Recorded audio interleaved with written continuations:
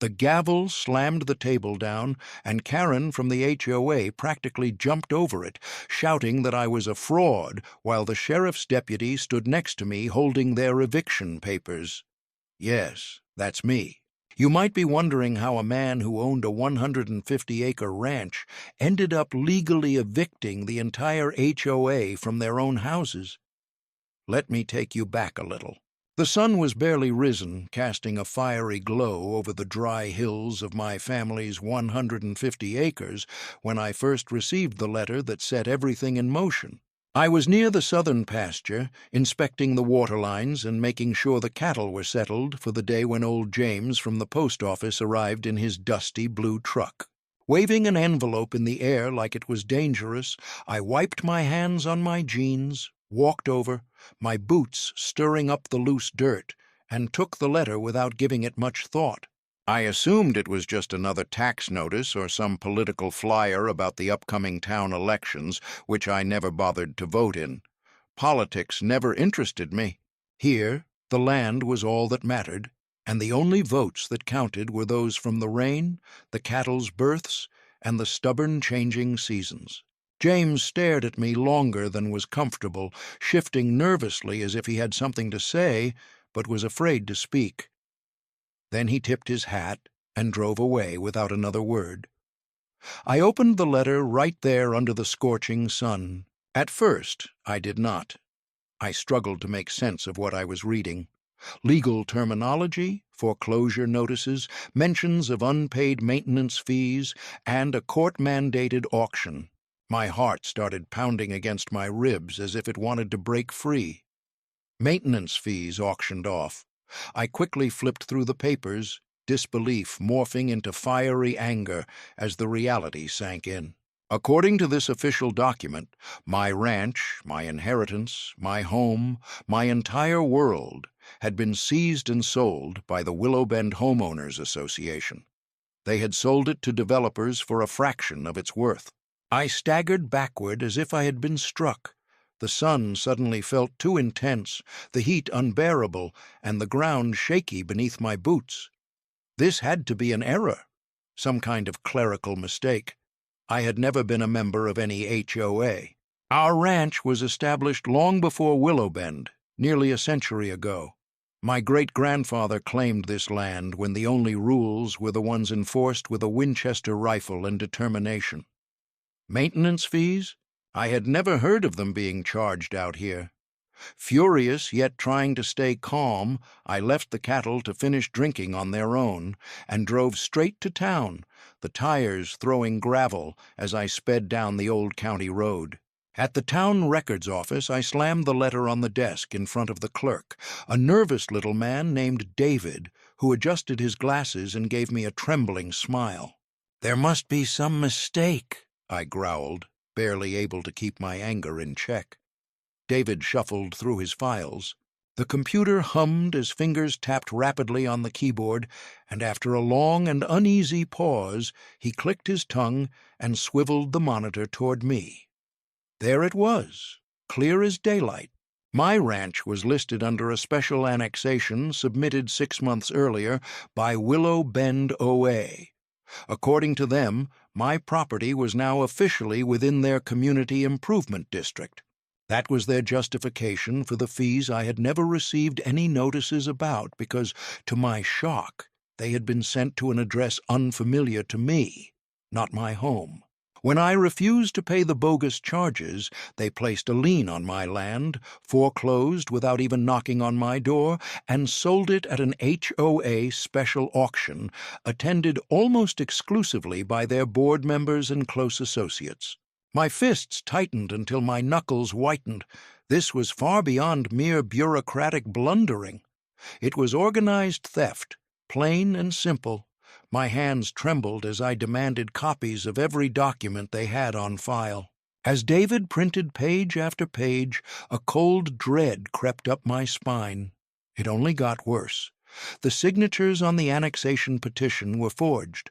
The county commissioner who approved the annexation turned out to be Karen Mitchell's brother-in-law. Karen Mitchell, the self-styled queen of Willow Bend HOA, The woman who once tried to find me because of my non-standard fencing when she spotted my split rail borders from the highway. It did not require a detective to connect the dots. They planned the entire scheme together. The HOA, led by Karen and her small group of oppressive leaders, had been coveting my land for many years. They despised that my ranch stood right on the border of their flawless, lifeless development as a defiant symbol against their monotone suburban fantasies. Their goal was expansion. They dreamed of adding luxurious golf courses, boutique hotels, and exclusive neighborhoods, complete with grand gates and amenities such as artificial lakes and private paths. But to achieve this, they first needed my property. Since I refused to sell, they chose to take it unlawfully instead. They forged documents, imposed fraudulent fees, intentionally sent notices to incorrect addresses, and when I naturally did not reply, they descended like vultures scavenging a carcass. Developers acquired parts of the land at a mere fraction of its true value. Parcels were split by imaginary boundaries drawn by someone sitting comfortably in an air-conditioned office without ever stepping onto the soil. I sat at the records office, breathing deeply through my nose, scanning the list of buyers, and feeling my anger escalate into something colder, darker, and more threatening. Karen Mitchell personally purchased 3 parcels close to the main creek feeding into my southern fields. Her vice president David Granger grabbed the northern hills, while even the HOA secretary managed to claim a piece near my grandfather's old cattle pens rusting under the sun. They had not only stolen from me, they had shattered my family's heritage as if it were nothing more than a commodity. A carcass lay on the butcher's block as laughter echoed, celebrating the deal with self-satisfaction. That night I drove home on autopilot, the scenery blurring past, while a fierce anger burned in my chest. The cattle wandered near the water troughs, oblivious to the fact that on paper they no longer belonged to me. The old ranch house stood unmoved against the sunset, its windows glowing warmly, and the porch swing creaked gently in the evening breeze, like a weary old soldier refusing to yield. I sat on the tailgate of my truck, clutching the foreclosure notice tightly in my hand, gazing at the land that had nurtured me, buried my ancestors, and held every meaningful memory of my life. I could almost feel the bones of my great-grandfather turning restlessly in their grave. This was far more than a legal battle. This was deeply personal. This was war. And if Karen and her allies believed they had succeeded in taking what was mine, they were about to find out differently. I was born on this land. I knew every creek, every mesquite tree, every stubborn rock beneath the soil. They were intruders here, squatters in a realm they failed to comprehend. They thought a stack of papers could overcome a century of blood, sweat, and sheer will. They were wrong. Breathing in the cool night air, I made a solemn vow beneath the stars. I would reclaim everything, every acre, every inch. And when I finished, Karen Mitchell would regret ever crossing me. I heard my name called. I did not waste a single moment after that night sitting on my tailgate, gazing at my stolen land beneath the stars and promising revenge. By dawn, I was already on the phone, summoning reinforcements. I might not have been well versed in politics, but I certainly knew how to find a strong legal team. Old Mr. Harlan had been my family's attorney for many years, the very same one who managed my grandfather's estate, and I knew he was never afraid to get into a tough battle. When I reached out to him, he did not hesitate for a second. "Sounds like we have ourselves a real problem, son," he said in his rough voice. "But the thing about problems is they are often created by people careless enough to leave their tracks exposed." By midday, I was sitting across from him in his office, leafing through dusty file boxes and yellowed deeds that were older than the town itself. We began by collecting every public document the HOA had submitted related to their so-called annexation. It turned out to be even more corrupt than I expected. The signatures on their petition were clear forgeries, copied so poorly you could spot identical loops and curls from one fake name to the next. Their public announcements about the annexation vote were printed in some obscure classified section of a county newsletter that practically nobody read anymore. Their legal descriptions of the property lines were ridiculous, citing ancient survey plats from a time when the land was nothing more than cattle paths and wagon tracks, while completely ignoring all modern maps. It was undeniably careless work. It was messier than I had dared to expect. Yet the true treasure revealed itself 2 weeks later after Harlan and his partner Jenny delved deeper into the county archives. I was out checking fences when my phone vibrated. When I picked up, Jenny was practically trembling over the line. She said, "You better sit down for this," her tone sharp and breathless. We uncovered something in the 1910 land covenant documents. Something huge. I hurried back to town, my heart drumming fiercely like a battlefield beat, and burst into the office, still coated in dust and sweat. Harlan didn't even look up from the heavy leather-bound ledger lying open on his desk. He simply tapped a withered finger on a page so ancient the ink seemed ready to fade into nothing. "Read this," he instructed. I leaned closer, straining to decipher the faded handwriting, and as the sentences fell into place, my world shifted dramatically. Long ago, when my great-grandfather initially claimed this territory, he did something nearly unheard of for a rugged rancher. He filed a covenant, a private land-use pact declaring that certain sections of the ranch could never be sold separately, unless directly approved by his descendants. What's more, he added a reversion clause, a subtle legal maneuver stating if the land was ever divided without permission, ownership would immediately return to the original family line, which is my own. I collapsed into the chair. Facing Heron, I felt as if hope had just delivered a brutal blow to my gut. "You are telling me?" I began, my voice trembling. Heron smiled broadly, as if he had just seen a royal flush in a game of cards. "I am telling you, son. When those HOA people built their fancy homes, they did not only take your grazing lands, they settled on property that was never legally theirs to start with. Their titles can be challenged. Their mortgages rest on unstable ground. According to the law, they are merely tenants on your land." I sat frozen, my heart pounding against my chest, trying to process the truth.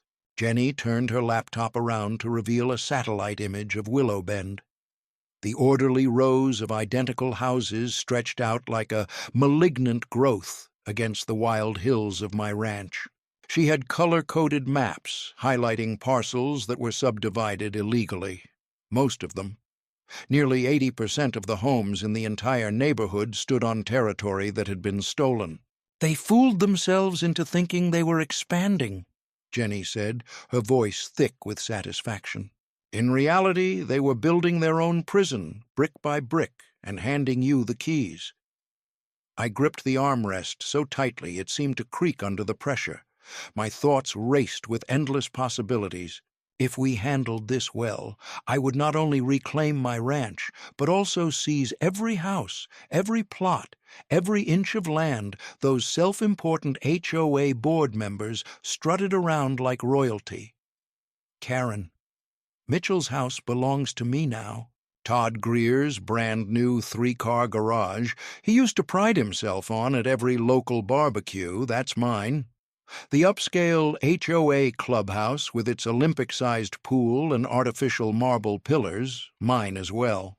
I could already picture Karen's expression when she understood she was no longer the queen here. She was merely a tenant now, and I was her landlord. Harlan leaned back in his chair, studying me with sharp, calculating eyes, and warned, "This is not going to be a quick battle. They will hire lawyers, cry foul, and play the victim in the community newspapers. Some might even resort to dirty tactics, but legally and morally we hold every advantage. Are you prepared for that?" I looked him squarely in the eyes without a second thought.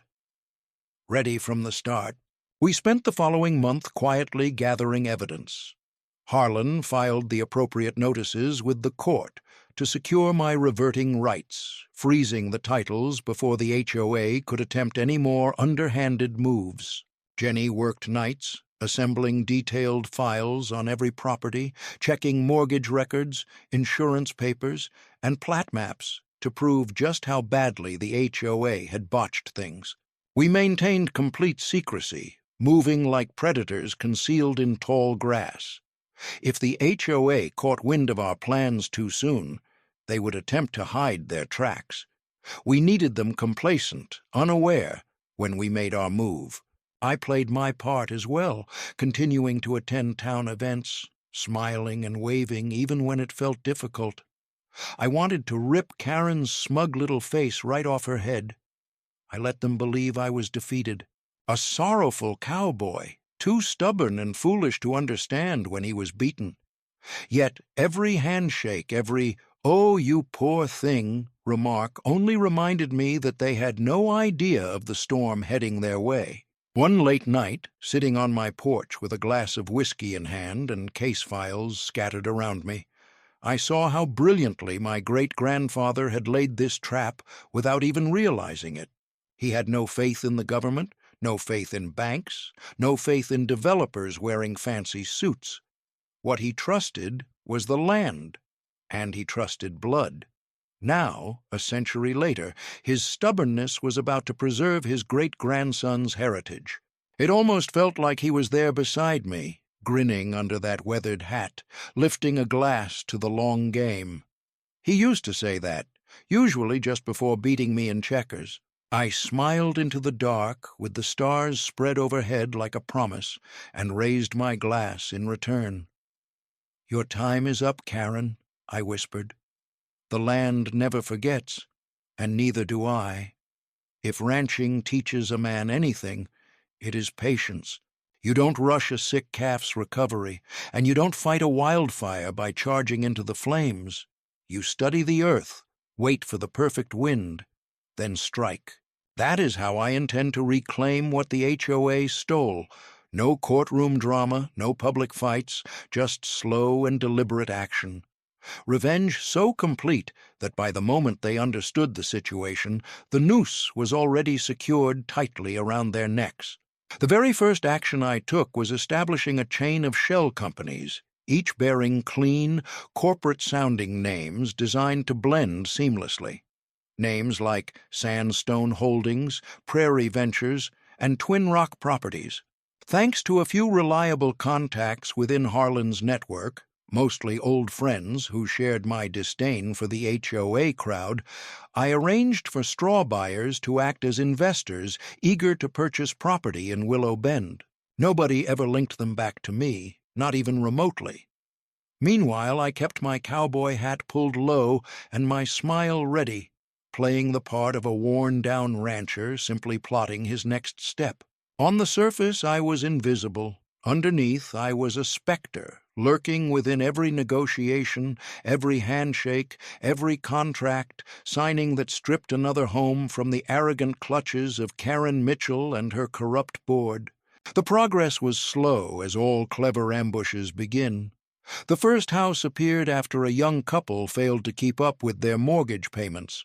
Rumor had it they struggled under the endless compliance fees and surprise special assessments the HOA repeatedly imposed, Karen's preferred method to drain residents financially when she wanted them gone. The property was in disrepair, peeling paint, wild bushes, a cracked driveway. The HOA fined them mercilessly, then smirked when the bank took possession. That was when Prairie Ventures stepped forward with a cash bid. No inspections, no contingencies, quick closing. The bank almost threw the deed straight at us. Karen even beamed at the new investors during the community meeting, raving about how wonderful it was that young professionals were finally putting money into the neighborhood. I observed from afar, tipping my hat and laughing softly into my coffee. She did not realize her worst nightmare was standing just 2 feet away from her bake sale table. Over the following year, we eliminated them one after another. A foreclosure here, an elderly couple downsizing there, a family relocating for work out of state. Each time, one of my shell companies purchased the property. We maintained the houses well, trimmed the lawns, repaired roofs, painted fences, following their strict rules carefully to avoid raising suspicion. Some were rented to locals who despised the HOA but could not afford to move. Others remained empty yet pristine, like ghost homes with freshly cut grass and new welcome mats. The HOA board, blinded by their own pride, never questioned why so many buyers were eager to pay cash, but never attended community gatherings or volunteered for committees. They were too preoccupied congratulating themselves on revitalizing Willow Bend to notice the shifting ground beneath their feet. By the time a year and a half had passed, my companies owned almost 1/3 of Willow Bend outright. Every house The purchases slightly tipped the balance of voting power more in my direction. Karen stayed unaware, distracted by her trivial power struggles, handing out citations for children's lemonade stands, banning specific Christmas light colors, and imposing fines worth $500 for unconventional porch decorations. Meanwhile, I showed up at every open house disguised as a courteous, interested relative of a possible investor. I drank cheap lemonade from paper cups, nodded thoughtfully at the guides, and carefully memorized every flaw in their walls and every vulnerability in the homeowner association's defenses. I was more familiar with their bylaws than they were. I understood their financial weak points, the postponed repairs on the clubhouse roof, and how they had dipped into reserve funds to fund Karen's passion project installing synthetic turf on the tennis courts. It was only a question of when. After 2 years, my companies possessed ownership over 64% of the houses in Willow Bend. This granted me, or more precisely, the network of buyers discreetly linked to me, a supermajority vote, along with the authority to rewrite the rules, choose new board members, or even completely dissolve the HOA if I wished. I held Willow Bend's future firmly in my merciless grasp while they continued to host wine and cheese mixers at the clubhouse, boasting about their renewed sense of community spirit. I even caught word that Karen was plotting a new expansion, planning to build a private park on land she did not yet realize technically still belonged to me. Protections from my great-grandfather's covenant were strong. Fine. Let them dig their own pits, even deeper. The moment we passed the 50% ownership mark, I celebrated in the only way a rancher knows how. I mounted my finest horse, rode up to the highest hill on my property, and watched the sun set behind the town that had taken everything from me. The land spread endlessly in every direction, quiet, enduring, timeless. It had witnessed foolish people come and go and would outlast them all. And so would I. I remained there until the stars began to appear, counting each one as a small victory while breathing in the crisp, fresh air of a future almost within reach. Meanwhile, Karen Mitchell and her HOA board carried on with their petty power struggles, completely unaware of the upheaval brewing beneath their polished shoes. They held a spring garden tour featuring approved landscaping styles. Half the homes shown belonged to me now. They gave out community pride awards, pinning some on doors I owned. Violation notices were sent to new owners who quietly shredded them and sent me photos of the confetti. Every time Karen smiled at a new family settling in, believing she was building her empire, she was truly handing me another brick in the wall that would one day crush her. There was something almost poetic about it. Their entire identity had been built on controlling others, dictating how lawns should be trimmed, what color blinds were allowed, and whether a front door wreath was seasonally suitable. And now, Without even realizing it, they were tenants in a realm owned by the man they sought to destroy. On nights when the ranch chores slowed and the stars shone brightly, I would pour myself some whiskey, bring out the old maps of Willowbend, and mark another parcel gained, another small flag symbolizing freedom planted on captured land. It was no longer just about revenge. It became about principles, about a legacy, about showing that no matter how many sham committees or meaningless bylaws you create, true ownership, like true character, cannot be fabricated. It is earned acre by stubborn acre through sweat, dust, and years of gritty living. And if you try to steal that from a man, you better hope he is merciful. I was not feeling particularly merciful. Not anymore. The day I decided to act, the sky was the color of aged gunmetal, heavy with the threat of rain, and the air tasted electric as if the land itself sensed something was about to erupt. I stood before the Willowbend Community Center, boots firmly on the concrete, cowboy hat pulled low against the drizzle, holding a worn leather folder heavier than just paper. It contained history, blood, and the proof of every inch of land they believed they owned. Inside, Karen Mitchell and the HOA board were sitting comfortably, preparing for another secret meeting where they would target some unlucky retiree over the wrong shade of beige on their porch swing. This time, I was not here to pay a fine.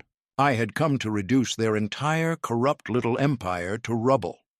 I strode through the glass doors confidently, ignoring the indifferent receptionist who barely glanced up, and headed straight for the main conference room.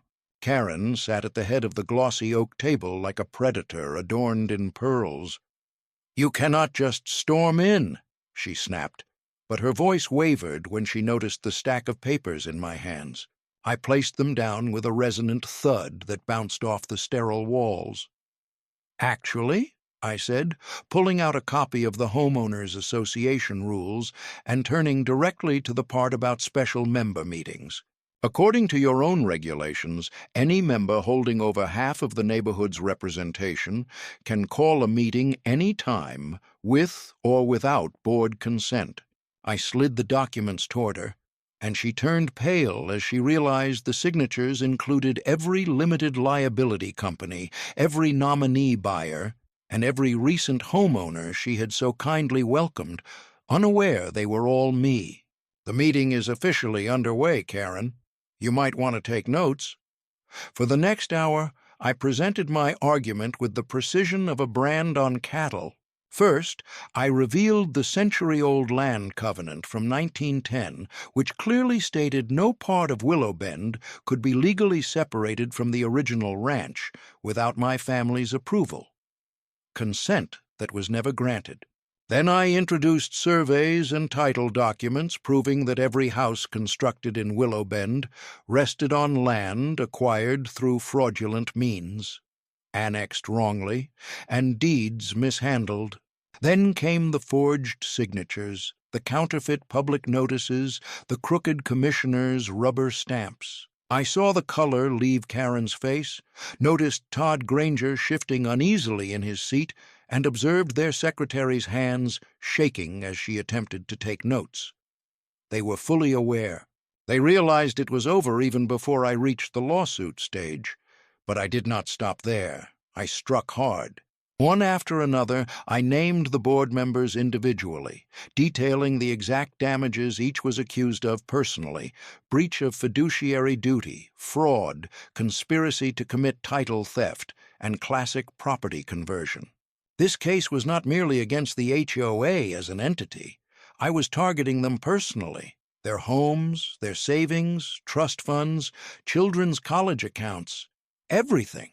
Karen tried to interrupt, attempting to threaten with countersuits and violations of the SLAPP law, yet her voice broke like brittle wood under the weight of the proof. Then, when I produced the court injunction, already authorized by a district judge, forbidding the HOA from collecting further dues, imposing new fines, or holding meetings without judicial approval, she finally, and thankfully, shut her mouth. The room sank into stunned silence. The only noise was the gentle tapping of rain on the window panes. "Effective immediately," I declared steadily. "The Willow Bend Homeowners Association is under court control. The suspension was ordered while awaiting a complete legal review. You are no longer permitted to represent the neighborhood. Any efforts to collect fees, impose fines, or apply rules will be viewed as contempt of court." Karen attempted to speak once more, but Todd placed his hand on her arm and shook his head. He understood. They all did. The foundation was collapsing, and there was absolutely nothing they could do to prevent it. Over the following 6 months, the case slowly progressed through the courts, like a herd moving through thick mud, steady but relentless.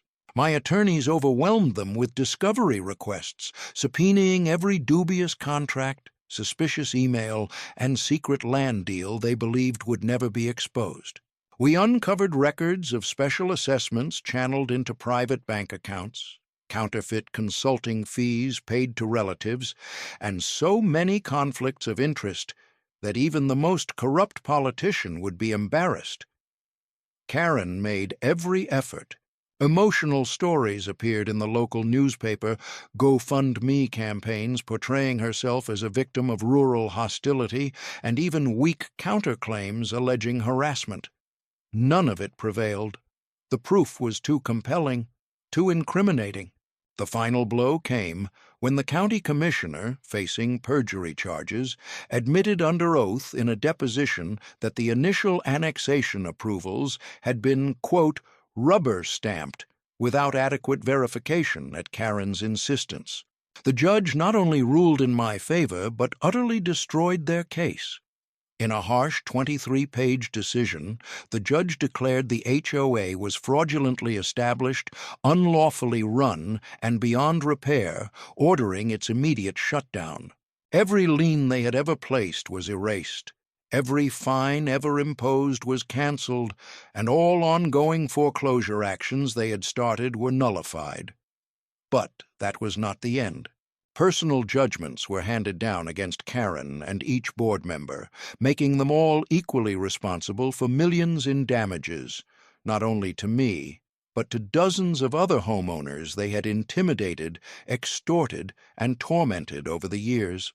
Their properties were seized, their bank accounts frozen, and their country club memberships revoked after mysteriously going unpaid.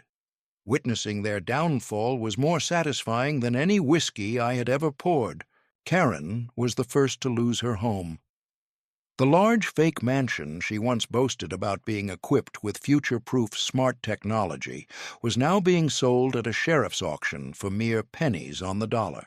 Todd attempted to conceal assets by transferring them to his brother, but the judge quickly found him in contempt before anyone could react. Their secretary, a timid woman who once fined a family $300 for excessive Halloween decorations, had to move back in with her mother and me. I took control of the community center, the clubhouse, the parks, the trails, every piece of land that had once been part of their empty empire. I no longer just oversaw Willow Bend. I now owned it, legally and completely down to the very last blade of HOA-approved Kentucky bluegrass. On the day the final rulings were officially documented, I found myself standing in the center of the vacant community center, the polished floors reverberating beneath my boots as I placed a single brass plaque above the fireplace. Property of Freedom Fields Ranch. No trespassing, no HOAs, no exceptions. It shone like justice beneath the cheap fluorescent lights. I stepped back outside into the crisp morning air, tipping my hat to the few remaining homeowners who waved at me from their porches, the ones who had not fallen for Karen's nonsense, the ones who could finally breathe freely again. My boots crunched on the gravel as I made my way toward my truck. The entire town stretched out before me like a one frontier. For the very first time in 2 long and bitter years, my smile was open and genuine. The land was back in the right hands, and those fools who believed they could steal it had been taught a lesson written in deeds, dust, and a stubbornness they would never comprehend. The long battle was finished. I had triumphed. Once the dust settled and the court's final verdict was delivered, it was time to complete what I had begun. Eviction day did not resemble some dramatic confrontation like in a movie. It was quiet, precise, almost dull if one did not know the story behind it. One by one, the former HOA board members received official notices from my attorney's office informing them that due to their fraudulent titles being revoked, they had to vacate immediately. All prior claims and personal assessments against them were rendered void. They no longer held legal ownership of their homes. They had become tenants, responsible for paying rent to Freedom Fields Holdings, which was, in fact, me. The rent demanded was far from cheap. Market prices had surged, and I ensured every cent extracted from those bland, characterless houses went straight back into rehabilitating the ranch they had attempted to seize. Watching them shuffle out their front doors with flushed faces and heavy hearts, dragging trash bags filled with their designer clothes, was more satisfying than any Sunday sermon. Karen Mitchell was the final resident to leave, clutching her deteriorating McMansion like a barnacle clings to a sinking vessel. She held on longer than the others, filing frantic legal pleas, weeping to the local media, begging anyone willing to lend an ear about the injustice she suffered. Yet the law was uncompromising, and the eviction notice from the sheriff paid no attention to her crocodile tears. When the moving vans eventually arrived at her pristine driveway, they did not haul antique furnishings or priceless family treasures. Instead, they packed despair and broken pride into overfilled cardboard boxes and cheap plastic containers. Karen's jewelry, the very pearls she wore like a symbol of superiority at every homeowners association meeting, went first, sold at auction to cover her portion of the damages. Following that came the Mercedes she once parked, taking up 2 spaces at the clubhouse just to flaunt her status, her vacation timeshares, her husband's fishing boat, and more. The elegant gym machines sat unused, gathering dust in the garage, gradually sold off one by one until the Mitchell name faded into nothingness. Once spoken with deep respect throughout Willow Bend, it became a joke for anyone who knew the reality. As for the old HOA office, the centerpiece of their trivial empire, I had grand ideas for it. I did not just want to erase their influence, I intended to create something better, something enduring.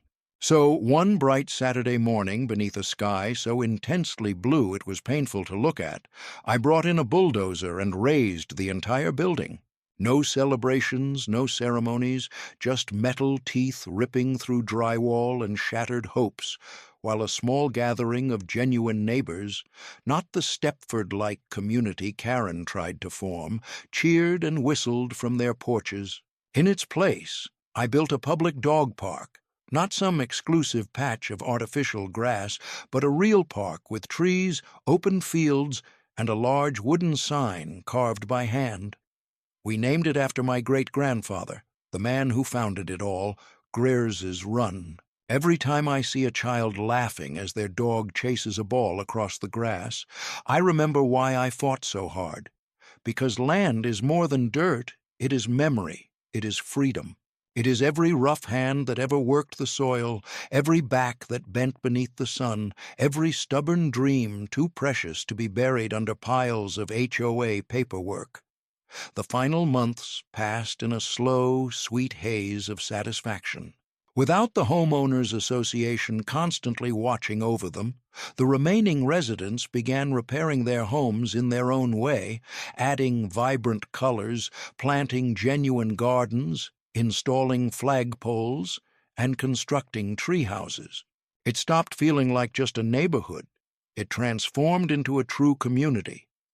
Every part of it existed because I refused to let anyone take what was not theirs. I also carefully restored the ranch. I fixed the fences, cleared the pastures, and dug new wells where the old ones had dried up.